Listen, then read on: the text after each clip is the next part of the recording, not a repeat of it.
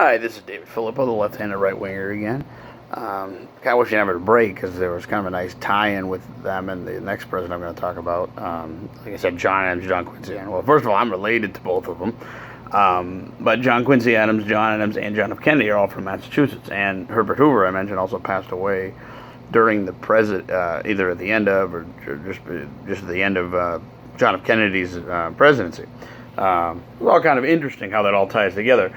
But then we talk about, and I talked a little bit about the election of 1824. It was the one who primarily called it a corrupt bargain, who I didn't mention, was Andrew Jackson, because Andrew Jackson had the highest electoral vote count and the popular vote count, but he didn't become president. And as you remember, we was talking about Henry Clay, who was a candidate but didn't have enough to make it to the House of Representatives race that this election created because of the lack of majority in the Electoral College. And when it went to the House of Representatives, Henry Clay was able to manipulate it, so John Quincy Adams won. And then coincidentally, he became Secretary of State. Go figure. So it kind of all falls out in that same way, and it's kind of unfortunate. And of course, Andrew Jackson was mad as hell. He's the one who called it a corrupt bargain, because he said the people have been cheated. The corruptions and intrigues of Washington have defeated the will of the people. It was a kind of nice set of words to describe the situation because it was pretty bad. I probably would have voted for John Quincy Adams myself in 1828. Being your family, and being politically, he got to a point. Unlike his father, I think he really took in the whole idea of kind of a moderation between the centralized government and the kind of spread out, states' rights sort of thing. And he had some interesting ideas that would have kind of helped people in the long term. He was one of the first ideas to think about public schools and that sort of thing. There's some debate, until today too, if they're a good thing or a bad thing. I can see some merit to it. I do like the idea of a public school system, things like that. But John Quincy Adams, as I said, he couldn't really get anything done because people like the Democratic Party, which essentially Andrew Jackson created, blocked everything he tried to do as president, so he couldn't do anything. So 1828 came around, and Jackson was ready, and he tried to make some attacks. So many were not true. He tried to accuse John Quincy Adams of being a pimp, trying to use women as a deal so he could get favors from Russian czars and that sort of thing to help the United States. Turned out not to be true. He also tried to accuse him of Jackson tried to accuse Adams of buying gambling equipment for the White House out of taxpayer money. Well, no, he didn't. He bought a chessboard and a pool table with his own money. But they try to spin that. Just like today, all the same nasty politics, some true, some lies, some somewhere in the middle, just a little exaggeration. It was pretty bad.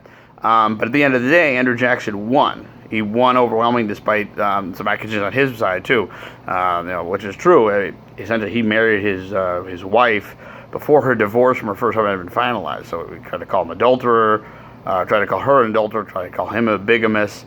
And unfortunately, that's one of the things that made really kind of a hard time for him as president, is that, and he still blames it, and there's some truth to it, that the fact that his wife Rachel died shortly after him becoming president. He blamed the campaign on her death. Everyone involved, from the National Republican and later the Whig Party, for her death, because they all contributed to her upset and her hurt feelings, understandably so. But then we come to the presidency of Jackson. Like I said, politically, I probably would not agree to him initially, but I would have probably voted for him in 1832 for a few things. The one thing I did that I really enjoyed was his standing up to against the United States Bank. I really do prefer the idea of more banks spread out, less centralized control. I'm more of a states right guy, rather than spread out, so people have more opportunity to kind of mend their own money. So it was kind of a smart move for him to say, you know what, we're not going to do that anymore. We're going to get rid of the United States Bank. Where he fails is things like, because he was kind of a racist. He wanted, the big famous Trail of Tears, where he just forced the removal of many Native American tribes, sent them out west, and many died along the way. So he's mediocre. He's got the good side and he's got the bad side. Now, like I said, I probably would have not voted from 1828, but I would have voted for 1832 at least for the idea of where he was standing up against the bank. Um, and that's Jackson, pretty much, on both sides. He kind of paved the way for Martin Van Buren, as I talked about in the other video, because Martin Van Buren was Jackson's campaign manager.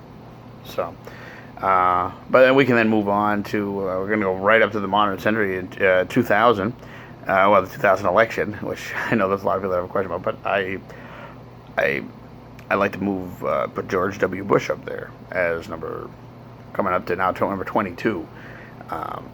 And largely because I from what you can maybe argue he tried too hard, because there were some problems, there were some good things. Again, mediocrity, he's right in the middle there. I know, like, some argue too, he could have done more, helping people after the Hurricane Katrina. A lot of people negatively affected there.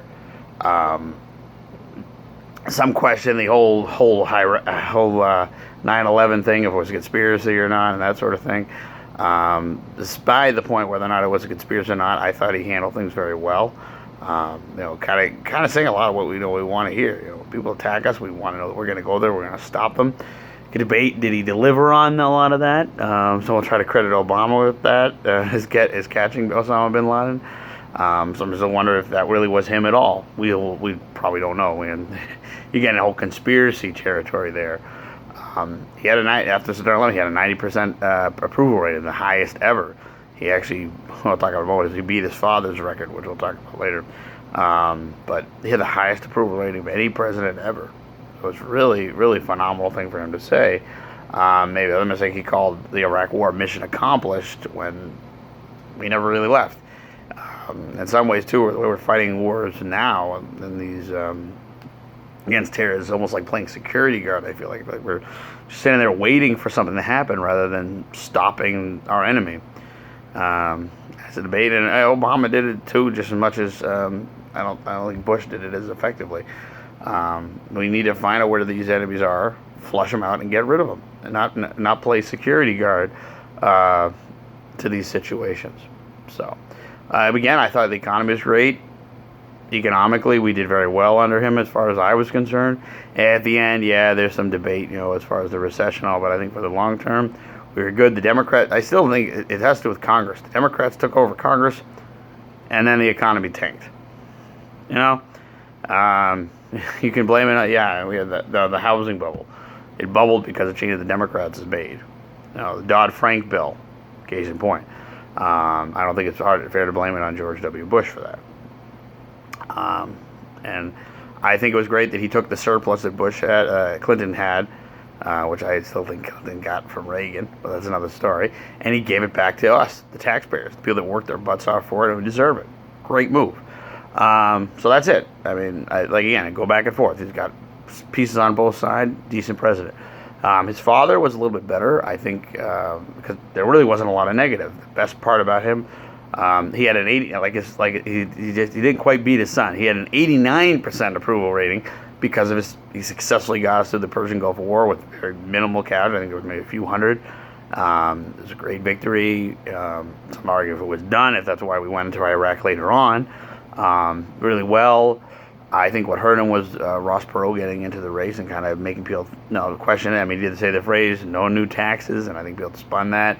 And with Ross Perot in the race, it hurt him in 1992. And I think we were at a loss for having Ross Perot in the race because we really could have done well with another term of George Herbert Walker Bush, the father, as opposed to the son who had talked about a moment ago. So